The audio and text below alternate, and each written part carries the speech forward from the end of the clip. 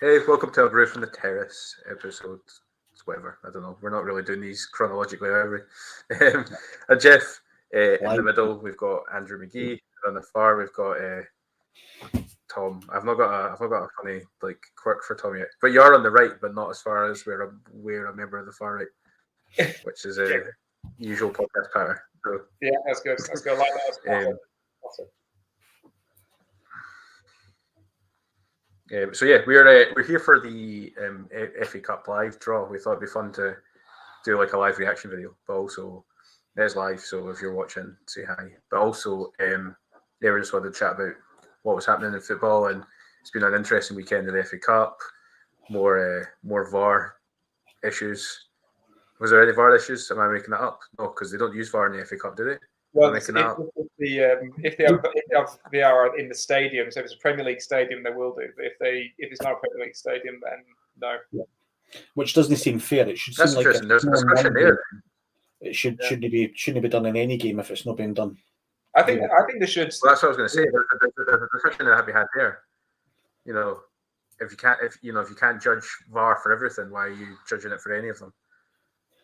Well, I mean, part of that was what I was wanting to bring up. VAR, when VAR was brought in, it was like, to sort of address clear and obvious errors. And I think I put up a comment in our chat the other day about this.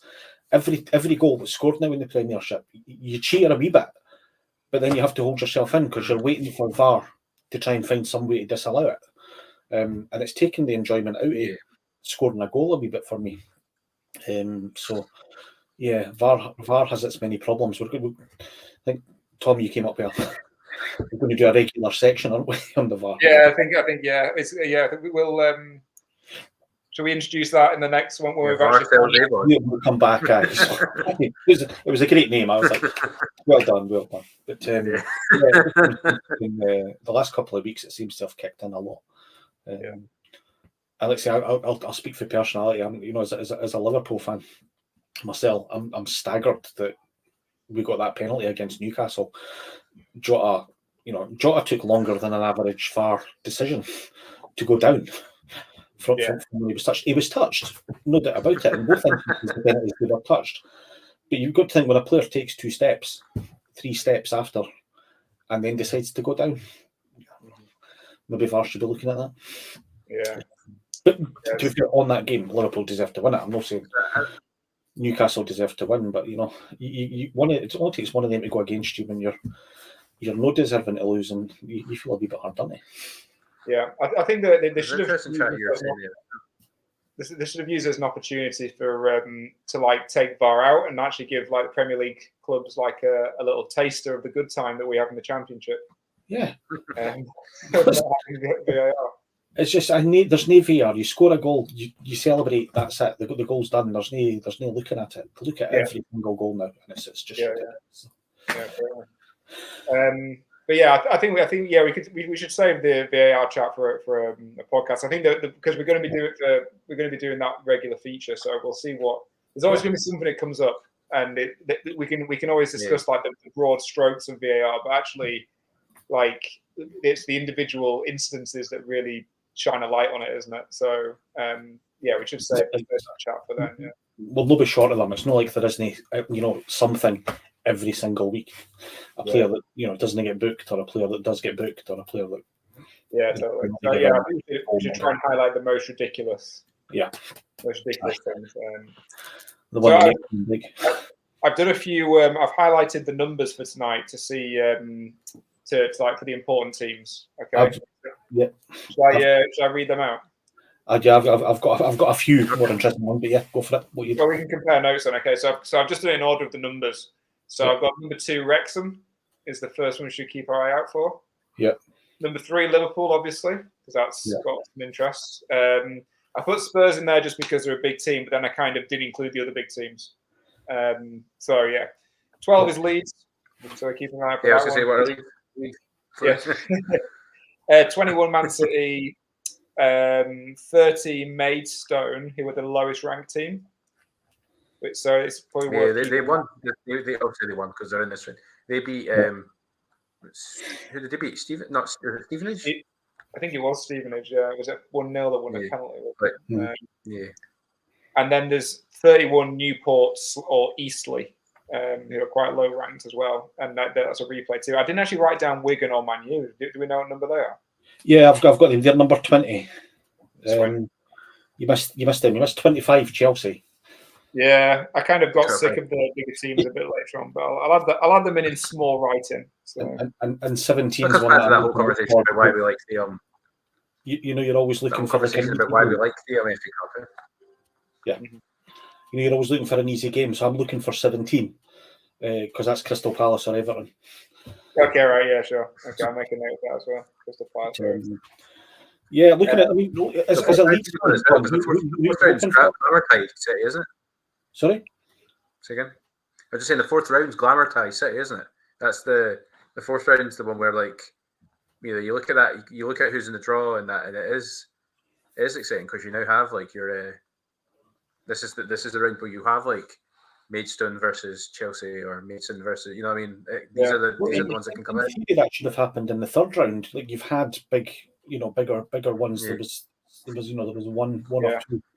I suppose that the sort of thing with the fourth round is that you get an idea of like Maidstone. They're actually, they're in the headlines because they were lowly ranked and they won. So they're like, oh, Maidstone in the fourth round. Like you wouldn't think of them in the third round draw. So you kind of, it's a bit more focused as well. So you get the teams that have had an upset, and then you can kind of say, oh, actually they look quite decent because I saw them matches there. Like nobody's watching the second round highlights, are they? So we kind of get an idea of who's decent in the third round, and then they get drawn in the fourth round. So that's nice. I like it when they do when they do the first round, when they do the FA Cup final, and they'll show you the first round highlights, and that's all the ones that are taking part in basically public parks, and you can see people sitting in their back gardens watching it. I love that sort of thing.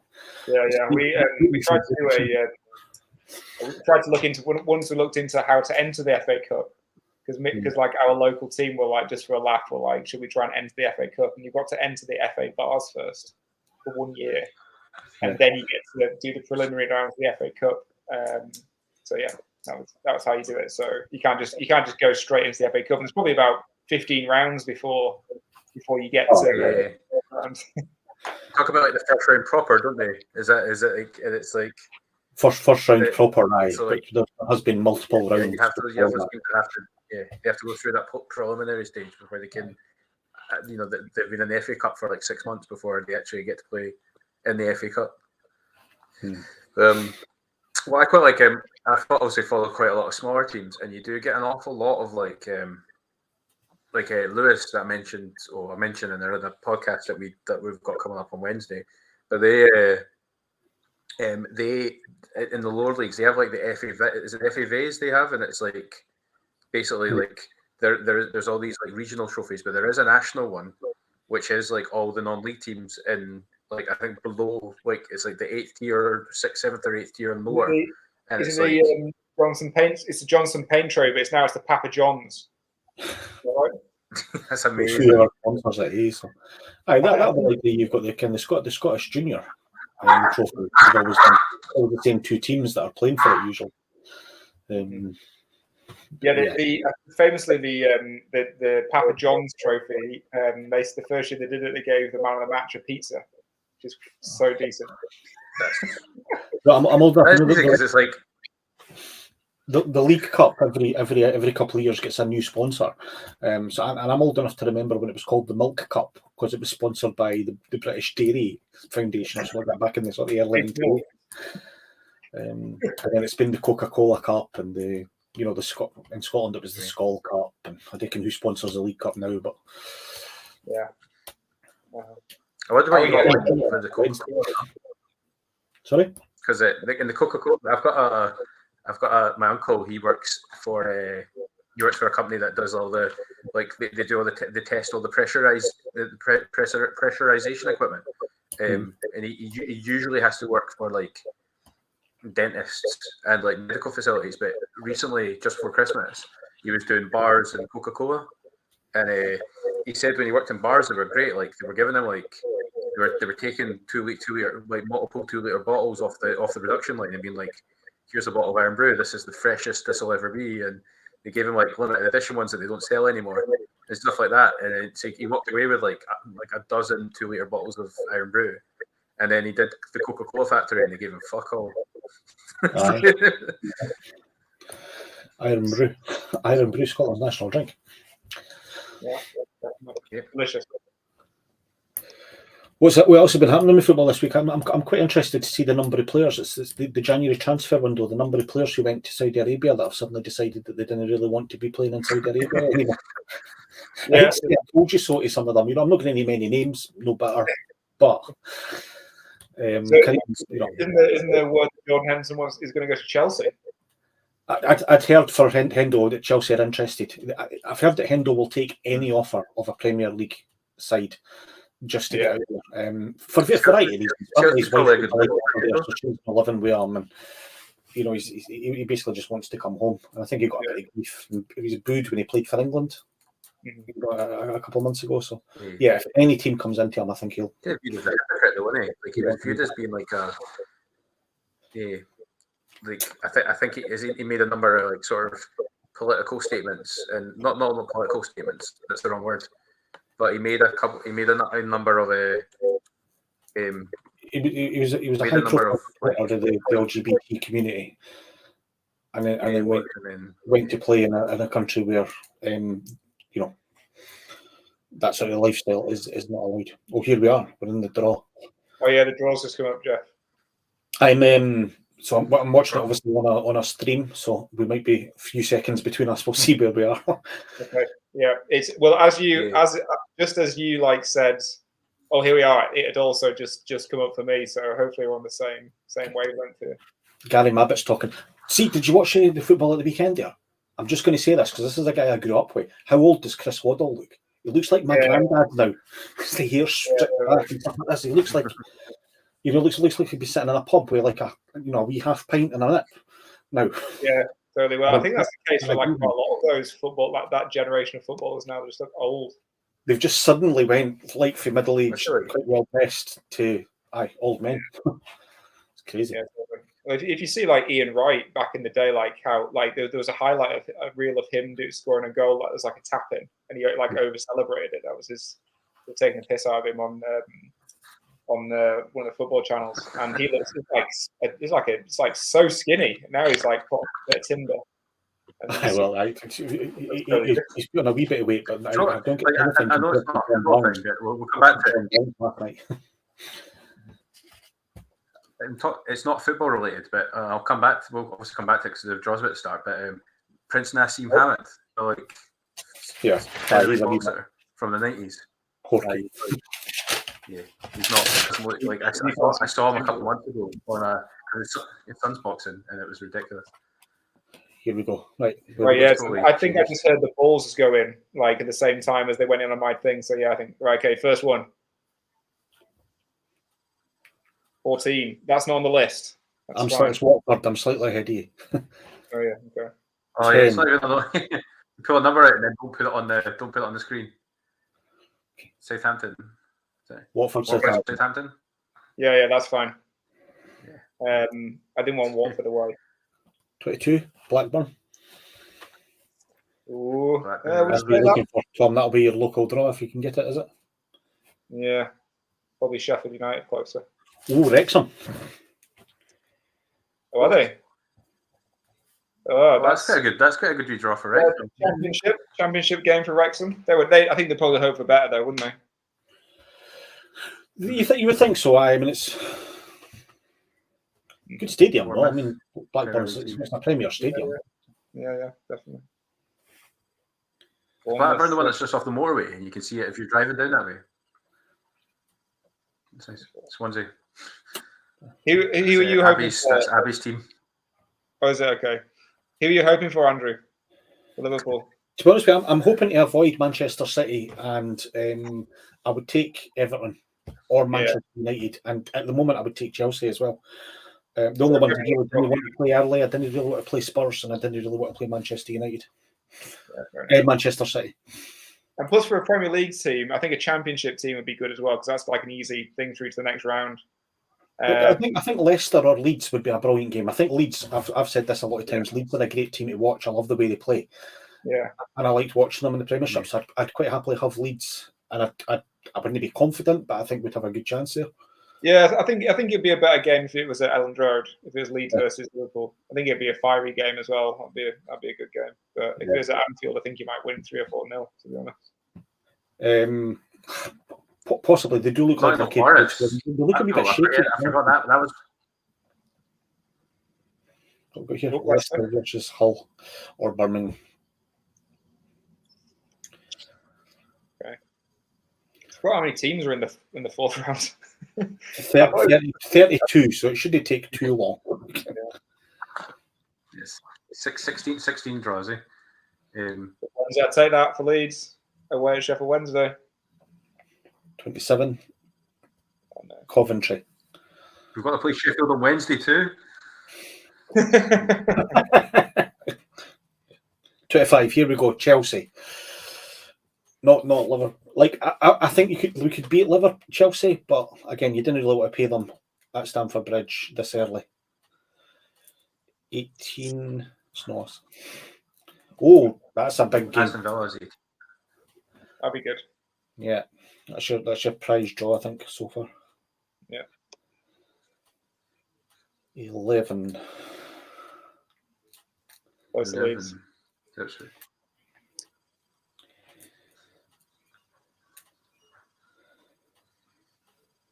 30. Oh, that's Maidstone. Maidstone. Ipswich versus Maidstone. Ipswich versus Maidstone. Okay. Sorry, but my stream They've got a good crowd for that, so they should get some money for that one. Ipswich are playing well. 3. Here we go. 3. Liverpool. Okay, 12 then. Let's be having you. Let's be having you. 5. What do we got? Norwich or Bristol, man. Norwich or Bristol. Take that at Anfield. Yeah, take that. Easy win. That'll be a young team. We'll play that. Like Keith and Keller will be back out. Who's left? Man U, Man City, Newcastle. Here's Spurs coming. Number 7, Spurs. Man City's left. Man United's left. Man City. 20. I think I'm a bit ahead of you guys. Oh, that's Man City. Yeah. Spurs be Man City. Yeah. That's cool. That means one of the giants kills one of the other giants. That's quite good. That's a good draw for one of the weekends. Apart from Liverpool, Man United, your 4 biggest Premiership teams playing each other. So here we go. Please. Okay, yeah. So I'm a bit behind. So sorry, Paul. Tell you who you're getting any second. There going. 29. Good. Plymouth Argyle. 29. Plymouth Argyle. Take that. I think we might win that one. At Leeds at Elland Road. That's a bit of history being made because that's the first time in something like 14 draws in the FA Cup that we've been drawn at home. Yeah. Let me just get that up for you. They won the record for away, didn't they? Yeah, I took a screenshot of it before. Here we go. So that wouldn't have been drawn away 13 times in a row in the FA Cup. So that's the first time in 14 draws we've been drawn away. If that would have been the 14th in a row, it would have been 1 in 16,384 chance of that. Jeez. Wow. It's Newport or Eastleigh. So that's one of the two. Go on, Man U or Newcastle one. We're going to take a Eastleigh versus. Think about Newport. They want that game, but they want that at Old Trafford, don't they? Yeah. Yeah, for the money. Yeah. And plus, you're probably better chance of beating Man U at Old Trafford at the moment. Well, that's an easy chance. It'd be quite funny to watch, like if Eastleigh win, though. Imagine Manchester United travelling on a Wednesday night to Eastleigh. Yeah. Sheffield and Brighton.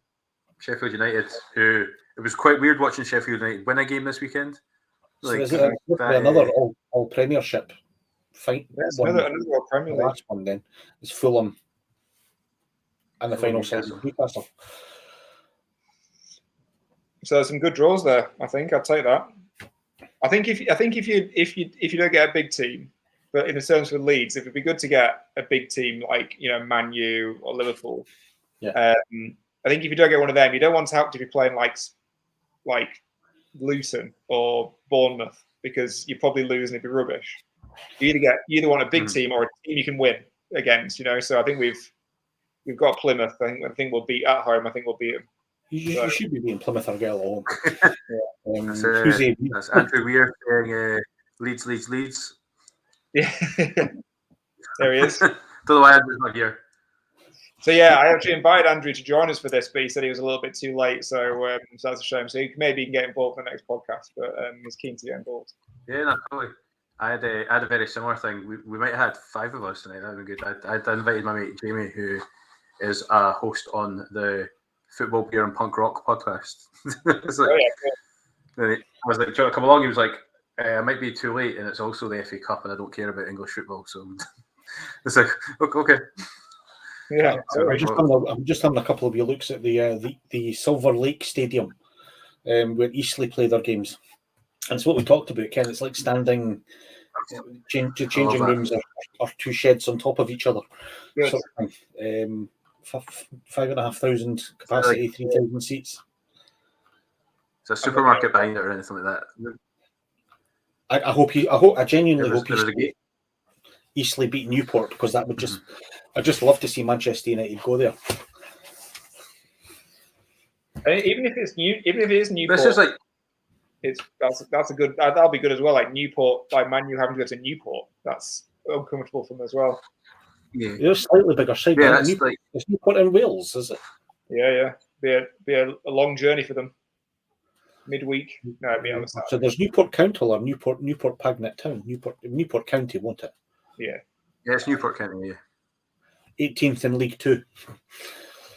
Speaking of Andrew here, he's got a Newport County shirt. How about that? Does he? Yeah, it's yellow. It's a lovely shade of yellow. Does it looks a wee bit like the Wolves shirts, isn't it? Yeah. He's got. Unfortunately, well, I'm just looking at the Eastleigh Stadium as well. I've got a shot of it here. Unfortunately, there's no supermarkets nearby, but there is a 5-a-side pitch next to it, so that's prime for if someone kicks the ball over. The picture I'm looking at is kind of these ones that's got the metal sort of band that you can just lean against, and there's one right behind the goals, so you could be within like 3 feet of the Manchester United goalkeeper, telling him how shit he is. Yeah. To be honest, there's one side of the stadium which is only covered by half of the stand, and then it's just a fence. So I think there'll be some people just peeking over the fence, which is another classic FA Cup. Well, they do what they did. There was a game I watched. It wasn't the Tottenham Marine one, but there was a game I watched where they'd put paneling over the fence behind, so like to stop folk watching their garden, watch from their gardens. Was it the one you sent me, Tom? Because it's Stenhouse. Tom sent me a picture from a team in it was Scottish League 1 or League 2. Yeah, I can't remember who it was. To be fair, that would probably be because they weren't paying to get into the game. Like if you're not paying to get into the game to watch Stenhouse Muir or something like that, I can understand them wanting to put a stop to that. But Eastleigh is like 5,500 people. That'll be full. You've got to assume that's going to be full. If they end up playing them, that's going to be full for Manchester United. And yeah, there'll be kids on. I think that there was a couple of stories about like Scottish League stadiums. I think there's that one that I sent you, Jeff. I can't remember who it was, but there was a B&M right next to it, and the B&M sign was like lit up, and that's quality. That was in the Scottish Cup, wasn't it? You messaged me about that one. Yeah, there's another one you messaged me where it was like the guys had like converted their shed, so it had like a second tier, so they could stand. So they could stand on the second tier of their shed with beer and watch the game over this fence. Yeah, perfect. And the other story was, what's the town up near Aberdeen? It's not Forfar. It's somewhere right on the coast. Peterhead or? No, it's further down than Aberdeen. It's on the way. It's right on the coast. Let me just get a map up very, very quickly. Great story of. Okay. Great story of what happened there. So somebody was and I'm just zooming in very quickly on Google Maps here. I'll try and talk at the same time. Is Montrose or was it Arbroath? One of those two. I think it's Arbroath actually. So Effie Ambrose was playing there, my namesake, and he cleared the ball out of the stadium and it went into the sea. It's great. Yeah. Arbroath have got a weird ground. I don't know if it's Arbroath I'm thinking of, but Arbroath have got it's like a bowl, and like as you pay to get in, Mhm. it's probably not that weird. It probably happens a lot in football, but you come in and it's like the football ground, that the actual pitch is like below street level. So like you come into the ground at street level, and then you look down onto the pitch. It's it's like kind of like a bowl. It's really weird. Yeah. Like it looks strange. Maybe it's just maybe the way folk take photos in it. Our broke got rid of our broke got rid of my boy. Oh yeah, Their manager was they fired Campbell at the start of December. Yeah. Oh well, their mistake. Their mistake. Scotland, the way we play football, and we're usually pretty poor, and the way we're drawn in groups, we play the Faroe Island a lot in qualification, and their grounds like that. I think it's like if you kick it, too far to one side, it's in the sea because it's a tiny wee place. Mhm. Yeah. So we do a quick review of the draw and see what's the pause that. What are the things that stand out for you? What are the draws? What are the best draws? The best draw for me of the thing is Spurs City. I think even though Spurs aren't playing that well at the moment, like Liverpool, I don't think Guardiola. Yeah, he'll not put his top team out if he's still in Europe and he's still, if there's that struggle going in for the things like that. So you'll see a lot of young players. For Liverpool and Manchester City in this round, I think. That is prime time. Spurs versus Man City is prime time for like 4:30 kickoff on a Sunday. Yeah, definitely. And also, I think as well the sort of later kickoff on Saturday will be Chelsea Aston Villa. Yes, I think that's going to be that's the kind of jump out to me, to be honest. Aston Villa or Chelsea Aston Villa is like one of those draws that you would historically be like, oh, that's a good one for Chelsea, but obviously Chelsea and Aston Villa are almost have swapped places in the last year or two in terms of like who you'd expect each to be. So that's quite a fascinating draw, to be honest. Yeah, no, definitely. Aston Villa sitting second, with Chelsea sitting 10th. The closest, obviously, Manchester City and Arsenal. Spurs are quite close, but there's not much between. I don't think Fulham and Newcastle in the league this season. You're lucky if there are a couple of games between them. Yeah. Fulham didn't start great, but they picked up a bit, haven't they? So yeah, I could see Fulham upsetting Newcastle there and getting a win. Absolutely, and that would Newcastle are yo-yoing just now as well, aren't they? So like Newcastle don't seem to have any rhythm. Like they win a game quite well and then they'll lose badly as well. Like it's just like they've got a lot of players out at the moment to like a winter vomiting something or something like that. I know when we played them, no this weekend, but last weekend they'd lost 8 players for their normal squad. So they lost a lot of players recently. So we didn't discuss the Sunderland Newcastle game actually. Did either of you watch that? I seen the highlights. Watch the game, but I was loving the all the shit about how Sunderland had dressed up their away bar and folk went totally crazy. Yeah, they put it in black. Even put like the words like black and white army and stuff, and it was the Sunderland. Yeah. Sunderland. My favourite bit is there's a clip which has been rolling about social media for the last 3 days of some Geordie grandma basically saying, "Come and fucking have some." You've seen it, no? Yeah. She's obviously like 65, 70 or something like that with the thing on. I think that like I watched pretty much the whole game, and I think Newcastle did a really good job to go in there and take the sting out of the game and like just do a good sort of professional job on them. Like the first goal was an own goal, but I think it was just helped just saving the attacker just tapping it in. I think it was Isak at the back, wasn't it? So yeah, I think that Newcastle did a really good sort of job just to sort of quieten the crowd and not let the occasion get to them and stuff, and actually just do a professional sort of job. And I think 3-0 was probably about right in the end. Sunderland were all fire and brimstone for the first like 10-15 minutes, but didn't really create that much until the second half. So yeah, I think Newcastle, like you said, Jeff, they took a good they played a good game there, but you never know. Next game they might just be dreadful again. So we'll see. I think Blackburn Wrexham's quite a good one as well. Sorry? So of all the draws, Blackburn Wrexham's quite exciting. I think. I can see Wrexham. I can see Wrexham winning that because didn't they last season? Didn't they beat Coventry away? In the FA Cup. So I could see them. Blackburn aren't great at the moment, so I could see them going there and getting a result if they get all fired up for it. Yeah, because of the high profile, that could be a televised match as well. That could be the Friday night game or something like that. Yeah, definitely. Wrexham are just high profile, aren't they? So like folk have bought into the romanticism of what they're doing, and obviously the Hollywood stuff. So they're just. It's bad. I don't know if we talked about this on one of our previous podcasts, but one of the things I think is quite interesting about the whole Wrexham thing is how, if anyone's seen Welcome to Wrexham, they